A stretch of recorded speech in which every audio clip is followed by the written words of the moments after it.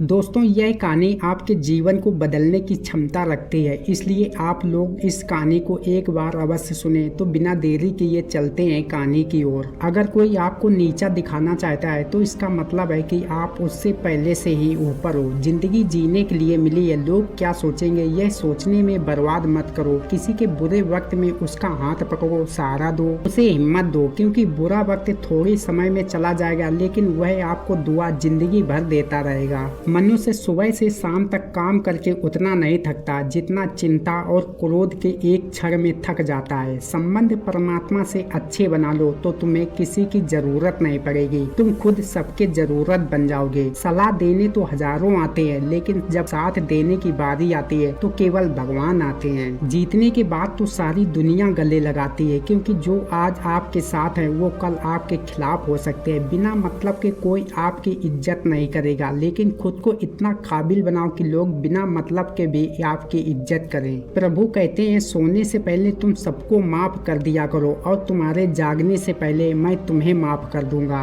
प्रभु एक ऑक्सीजन की तरह है जिन्हें आप देख नहीं सकते, लेकिन उसके बिना आप रह भी नहीं सकते। कोई और तुम्हारी मदद नहीं कर सकता, अपनी मदद स्वयं करो। आप खुद के सबसे अच्छे मित्र हैं और सबसे बड़े दुश्मन भी। इंसान तब समझदार नहीं होता जब वह बड़ी बातें करने लगे, बल्कि समझदार तब होता है जब वो छोटी छोटी बातों को समझने लगे। आप किस समय सही थे इसे कोई नहीं याद रखता, लेकिन आप किस समय गलत थे यह सब याद रखते हैं। सब दुख दूर होने के बाद ही मन प्रसन्न होगा, यह आपका भ्रम है। मन प्रसन्न रखो, सब दुख दूर हो जाएंगे, यह हकीकत है। किसी भी व्यक्ति की कोई भी बात बुरी लगे तो दो तरह से सोचो। यदि व्यक्ति महत्वपूर्ण है तो भूल जाओ, और बात महत्वपूर्ण है तो व्यक्ति को भूल जाओ। रिश्तों का संबंध सिर्फ रक्त से नहीं होता, जो मुसीबत में हाथ थाम ले उससे बड़ा कोई रिश्ता नहीं होता। प्रभु कहते हैं, तुम सब कुछ मुझ पर सौंप दो, सारा दर्द परेशानी, और बिल्कुल हल्के होकर मुझे याद करो। धीरे धीरे तुम्हारा जीवन बदल जाएगा। हर रोज रात को सोने से पहले भगवान को अपनी पूरी दिनचर्या बता कर सोएं। अगर आपके द्वारा किसी का दिल दुखाए तो मन ही मन उसे माफी मांगे। अगर आपका किसी ने दिल दुखाया है तो उसे माफ करके सारी चिंताएं भगवान को सौंप कर सो जाएं। यकीन मानिए, इससे आपकी जिंदगी और भी अच्छी हो जाएगी। क्रोध बोला हुआ एक शब्द इतना जहरीला हो सकता है कि हजार प्यारी बातों को एक मिनट में नष्ट कर सकता है। सबको हंसाना लेकिन किसी पर भी हंसना मत। सबके दुख बांटना लेकिन किसी को दुखी मत करना। सबकी राह में दीप जलाना लेकिन किसी का दिल मत जलाना। यही जीवन की रीत है, जैसा बोगे वैसा ही पाओगे। दुआएं और प्रार्थनाएं असंभव को भी संभव बना देती हैं। ईश्वर को ना हमारे तन की जरूरत है और ना ही धन की, उसको तो बस एक पवित्र मन की जरूरत है। इसलिए वो हमें कुछ भी छोड़ने के लिए नहीं कहता, बस कहता है, बच्चे मन से विकार छोड़ो, गंदे विचार छोड़ो। जो आने वाला है वो हमेशा गुजरे हुए कल से बेहतर होगा। यही एक सोच आपके जीवन में कभी निराश नहीं होने देगी। झूठ कितना अजीब है, खुद बोलो तो अच्छा लगता है, दूसरे बोले तो गुस्सा आता है। खुशियाँ चाहे किसी के साथ भी बांट लो, पर गम हमेशा भरोसेमंद इंसान के साथ ही बांटना चाहिए। जीवन में समय चाहे जैसा हो, सच्चा मित्र वही है जो उस समय में भी आपके साथ खड़ा हो। जब सारी दुनिया आपके खिलाफ हो, आपके पास जितना भी है उसके लिए बार बार दिल से धन्यवाद करें। यकीन मानिए, जितना भी है वो जल्द ही कई गुना हो जाएगा। प्रार्थनाएं और ध्यान इंसान के लिए बहुत जरूरी है, क्योंकि प्रार्थना में भगवान आपकी बात सुनते हैं और ध्यान में आप भगवान की बात सुनते हैं। इसलिए हमेशा खुश रहें, सदा मुस्कुराते रहें। जीतने का मजा भी तभी आएगा तब लोग आपके हारने का इंतजार कर रहे हों। यदि कोई आपको अच्छा लगता है तो अच्छा वो नहीं, अच्छे आप है, क्योंकि उसमें अच्छाई देखने वाली नजर आपके पास है। अपनी पीड़ा के लिए संसार को दोष मत दो,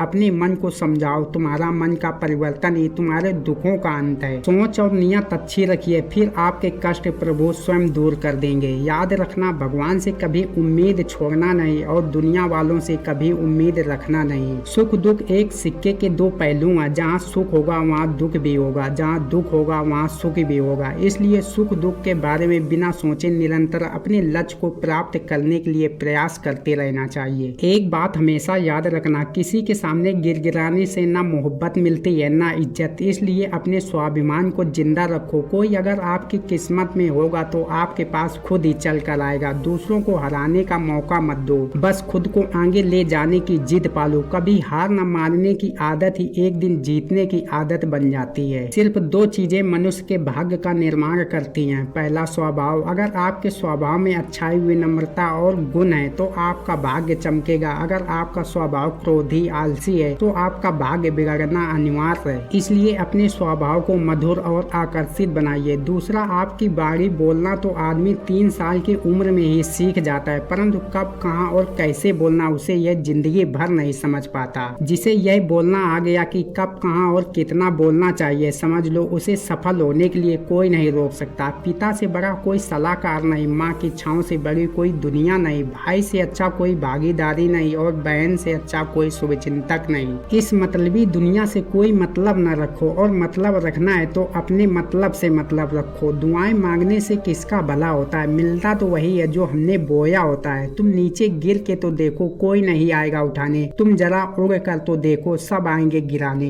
एक बात हमेशा याद रखना, अगर शराब की दुकान पर बैठकर दूध पियोगे तो तुम्हें शराबी का ही दर्जा मिलेगा, और किसी मंदिर में बैठकर पानी पियोगे तो तुम्हें एक संत का दर्जा दिया जाएगा। इसलिए आप किसके साथ उठते बैठते यह बहुत मायने रखता है। दोस्तों, आशा करता हूँ यह वीडियो आप लोगों को पसंद आई होगी। पसंद आई हो तो लाइक शेयर अवश्य करें। फिर मिलते हैं एक और नई सोच के साथ, तब तक अपना ख्याल रखें। धन्यवाद मेरे प्रिय दोस्तों।